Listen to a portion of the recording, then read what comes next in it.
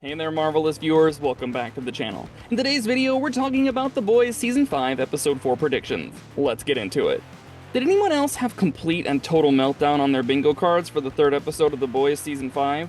We know we should have. It was clear from the beginning that meeting Stan Edgar was a bad idea, but when you've hit rock bottom, the only direction you can go is up, right? And while nothing could have prepared us for that Homelander scene, we're glad to see that we were right about the other one. But enough horsing around. You guys came here for predictions, and that's what we're gonna give you. So spoiler warning, because you're gonna need it. And without further ado, here's everything we think will happen in The Boys Season 5, Episode 4. I'm sorry. No one can know I was here. Ryan becomes the asset. It's never a fun day realizing that no matter how low you think your loved ones can go to protect themselves, there's always a level right underneath it. And sadly, that day of realization has arrived for everyone's favorite sheltered teenager, Ryan. Episode 3 began with him living in a CIA black site in Russia, which he had to abandon because Vought's Russian operatives got to his location. It's clear from his little horror film routine that his stance on using violence to protect himself has changed considerably. And what's worse, he's actually listening to Butcher again, despite knowing he's a terrible influence and a manipulator who will say anything just to get his way. Ryan was pissed at both him and Homelander when Season 3 began, but then Butcher caught him sneaking back into the country to meet his girlfriend and proposed a plan where they'd both go out in glorious fashion. He wanted the kid to go after Homelander with him, but only if they had the virus in their possession. Butcher changed his mind about that plan because of reasons you'll understand once we get to the end of this video, so stay with us. But even after all that betrayal and heartache, Ryan still listens to Butcher because he's the only adult who's kept it real with him. You know what's keeping him from treating Homelander the same way? The fact that he's a product of assault. Butcher finally stopped him hiding the truth about his conception from the kid, and though he was acting like his father Sam in that scene, his words did the trick. Ryan called Homelander to meet him so he could confront him, and the moment he realized his dad was lying, he attacked him. No hesitation. Yes, he got the crap punched out of him, but Homelander made a big mistake by not finishing the job, because now he's got the world's second most powerful weapon gunning for him. At the end of Episode 3, Butcher showed up at Planet Homelander to check in on Ryan because he knows losing the kid is no longer an option. They need him to stop whatever Homelander is planning on unleashing upon the world, and trust us, we'll get to that soon enough as well. But the difference between what Ryan did in Episode 3 and what he will do in Episode 4 onwards is simple and deadly: intent. Episode 3 was all about Butcher playing on Ryan's emotions to goad him into a false sense of security. Episode 4 will be all about Ryan choosing to accept Butcher's lies to become the asset he was always destined to be. The boys just got a Homelander of their own, and if they play their cards right, they might just be able to keep this one from going psycho. We expect him to be on Butcher's side in so much as it helps him avenge his mother, and as we know from Billy himself, revenge is the most powerful factor that turns regular blokes into lethal CIA assets.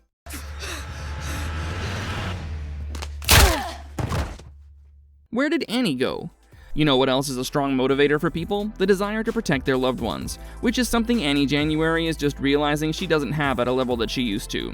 All throughout Season 5, Annie has been distant and detached from Huey, the man she loves. She knew where he was being held for the longest time, but she didn't lift a finger to help him because she'd grown too accustomed to being by herself. Then when she finally broke him out, she prioritized Frenchie because he was the one who could weaponize the soup-killing virus, not Huey. Him, she kept on a leash by using sex as a tool, and Annie has been trying her damnedest to not give in to his unrelenting spirit of happiness, but that dam has finally broken. She was trying to be all nonchalant about Huey's life being at risk, but when Cindy accidentally killed Maverick instead of him, she realized that she needs to be far away from the one good thing in her life. Maybe it's survival instinct, or maybe it's self-hatred, but Starlight has abandoned the only ray of light in her life. So where does she go from here? Well, in our minds, there's only one place she can go, and that is wherever Marie Moreau is holed up. In the promos for this season, we saw Annie telling Marie and Kate that they need to go on the run as soon as possible, and now that we have the reason behind that statement, she's afraid Homelander is going to kill them all. With the soup virus basically useless against the guy with V1 in their veins, Annie is scrambling for answers, as she already feels responsible for all the lives that have been lost in trying to support her cause. She also knows that Black Noir took Stan Edgar hostage, so it's only a matter of time before Homelander gets his hands on that forbidden immortality juice. Because Marie was the one who set up the meeting between her and Edgar, it's only natural that she'll want to warn her and her group of the impending danger. And while Annie doesn't know about what's happening to the virus just yet, she will need her trump card ready for deployment. Currently, Marie Moreau is the only other soup apart from Ryan that can possibly defeat Homelander, so even if Annie visits her to keep her safe from him, she'll have to give up on her fear and self-loathing and accept the ground reality at some point. It will be then that we see the Gen V squad pull up to the big leagues, which is long overdue by the way. Marie, Jordan, Emma, Sam, and Annabeth are becoming more and more pertinent with each passing episode, and Starlight is the only remaining connective tissue between the Gen V universe and the mainstream boysverse. So if you're confused about her next move, don't be, because we're 99% sure that this is what she'll be up to in episode 4. There's also a 1% chance that she will turn up at Queen Maeve's home, because Annie does see her as a mentor figure, but we haven't heard anything about Dominique McElligott making a cameo in season 5, so we're not entirely sure. We've mentioned it just to cover our bases, because if there's even a 1% chance that it might happen, we have to treat it like an absolute certainty. But Smart Money says Starlight will give in to her savior complex and go to Marie's team. So tomato, tomato, you know?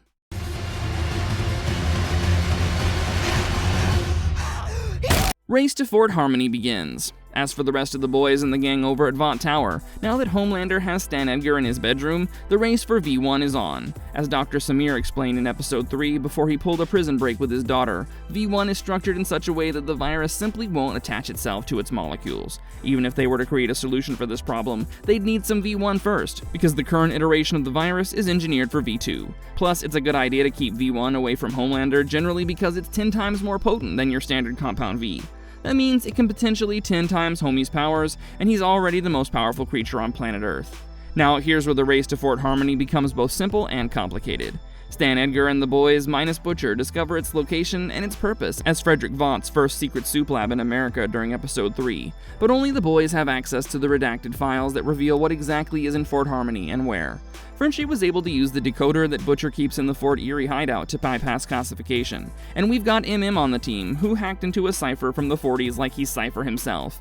In terms of information, the boys have a lead right now because they know more than Homelander does. But then again, all Homie needs to do is torture Stan Edgar to get the same intel out of him. And torture doesn't need to involve missing limbs or molten eyes, it just needs to hit the right targets, and we all know Edgar is angling to get back into THAT. Even the promise of returning to power should he help Homelander out would be enough to get Stan to betray the boys, because he is, first and foremost, a businessman, and thus the race begins. The boys are already headed to Fort Harmony based on their statements from the end of episode 3, but Homelander can get there faster than they ever will, which makes their head start a bit useless. The question now becomes who will get there first, and will they find V1 in Fort Harmony? To which we say Homelander will, and yes.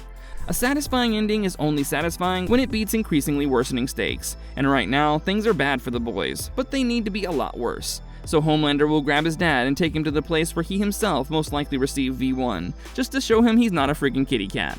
Side note, but we think Soldier Boy sleeping with Firecracker is as explosive of a development as any other, because what really happened there wasn't sex, it was information exchange. And now Soldier Boy knows that what Homelander wants more than anything in the world, even sex, is parents he can make proud. We expect him to use that to his advantage during the race to Fort Harmony, because trust us, he might be old school, but Soldier Boy isn't a complete dummy, and if he's actually aiming to lead the Seven in the future of its immortal leader, he needs to get rid of his competition first, which means that he'll have a vested interest in keeping his son away from V1 for as long as he can. But speaking of V1, it's time we address the elephant in the room, and that is...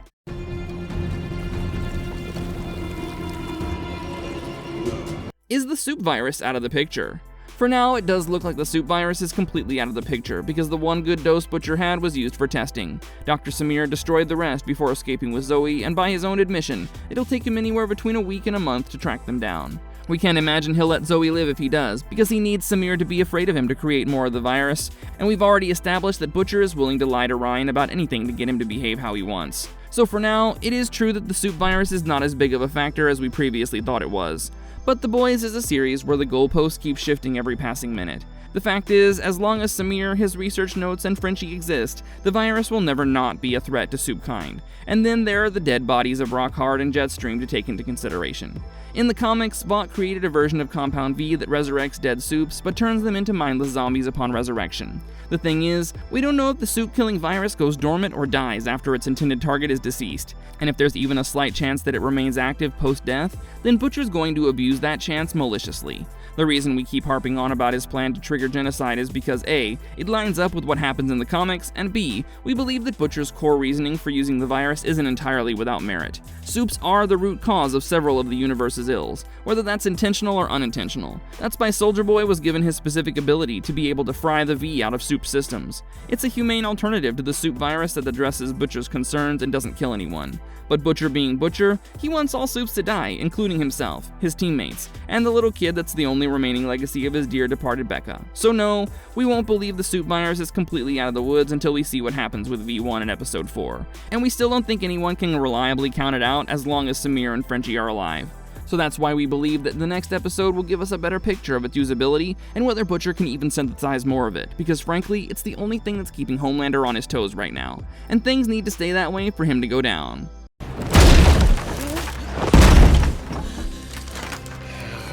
But as for the next episode, these are our main predictions, so whether you agree or disagree with them, let us know what you think down in the comments below. Like, share, and subscribe for more content from the Boysverse one last time, and we'll see you guys real soon with yet another video. Until then, stay safe and have a nice day.